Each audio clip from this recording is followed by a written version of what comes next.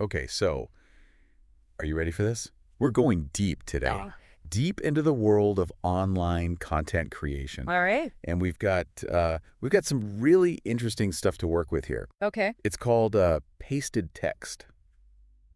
Huh. And it's fascinating. I mean, you think about those Instagram feeds and all the, kind of picture perfect lives that people are portraying online. Right. But this pasted text, it's all about what's really going on behind the scenes. Your reality. Yeah. Have you ever wondered, like, what it takes to make a living as a content creator these days? I mean, it's a whole new world out there. It's not just a hobby anymore for a lot of people. This is their job. It is. It's like a whole career path. It really is. It's changing how we think about work and income and even identity, really. Yeah. And especially on platforms like Onlyfans. Like, Yeah. it's easy to look at it from the outside and think, oh, that's easy money. But I think this deep dive is going to reveal it's a lot more complicated than that. Definitely more than meets the eye. Yeah. One of the things that stood out to me right away was the whole mental health aspect of it. Oh, for sure. You know, it's not just about like, oh, I'm going to pose for a cute selfie and post it. Right. There's a lot of pressure, a lot of pressure to constantly create new content and stay relevant. It's a constant hustle, isn't it? I mean, you've got to keep those subscribers engaged. Yeah, totally. And this pasted text, it talks about how creators feel this immense pressure to constantly churn out content. It's like this content treadmill they can't get off of. Yeah, and then you add on top of that the potential for like criticism and harassment online. Yeah, that's rough. You're putting yourself out there for the whole world to see, and not everyone's going to be nice about it. It takes a lot of courage to do that. It says. And, you open yourself up to a whole different level of scrutiny. I mean, you're going to get negativity. Oh, yeah. It's just part of the deal. But the pasted text really brings up some good points about online toxicity. It's a real problem, especially for people on platforms like Onlyfans. They can become targets for really vicious attacks, hate comments, threats, cyberbullying. It's scary. It is scary. And it really makes you think about the darker side of the internet. Yeah. And then there's like an added layer of complexity when you're talking about platforms like OnlyFans. Oh, absolutely. Because, the content, while it's legal, it might carry a certain social stigma with it. For sure. So how does that affect a creator's personal life? Right.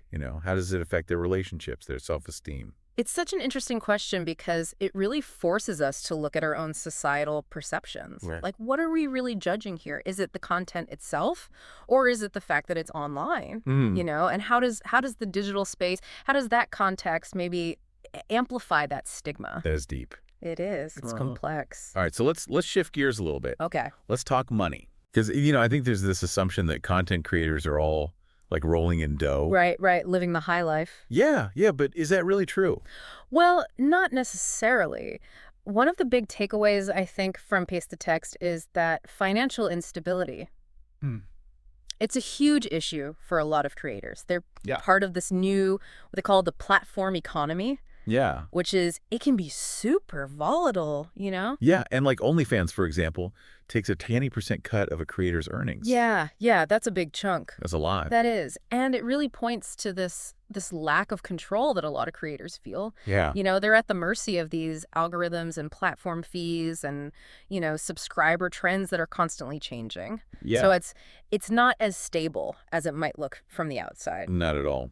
And speaking of not stable, let's talk about the privacy and security risks. Oh, yeah. That's a big one. Leaked content. I mean, that can be absolutely devastating to a person, both personally and professionally. It can ruin your reputation. And this pasted text, it goes into some of those fears that creators have, doxing, identity theft. Yeah. The possibility of just having your entire life turned upside down. And it can happen so easily. It can. It's scary. And I think it's a reminder that whenever you share anything online, there's always a risk involved. There is, always. Yeah. And we also, can't shy away from the potential for exploitation in this world. That's right. Not all sunshine and roses, unfortunately. Not at all. I mean, are all creators entering this space freely and willingly? Right. Are there people being taken advantage of? That's a question we have to ask. We do.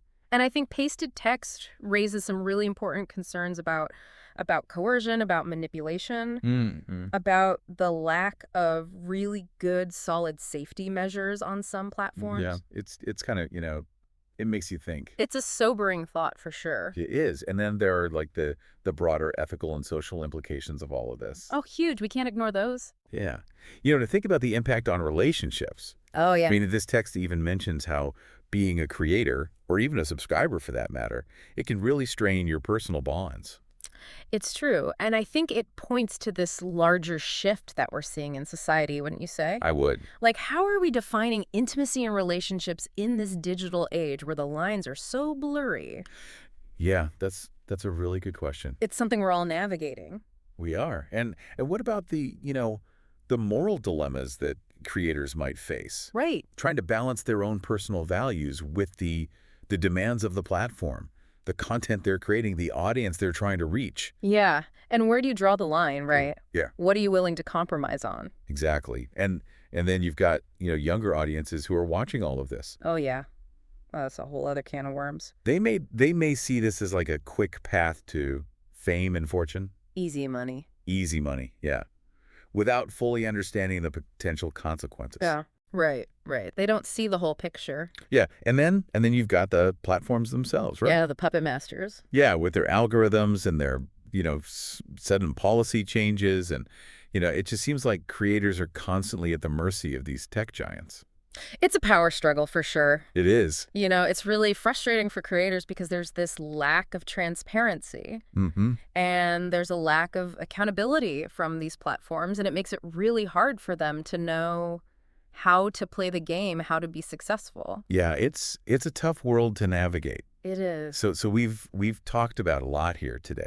We've gone deep. We have. It's clear that, content creation, while it looks glamorous on the surface, Right. it's full of challenges. Yeah, it's not as simple as it looks. Not at all. I think the big takeaway for me, and I think this is something that comes through in pasted text, is that the digital world, while it offers amazing opportunities, freedom, flexibility, it also presents a whole new set of ethical and practical challenges that we're all still figuring out. Absolutely. And it's not just about the content itself.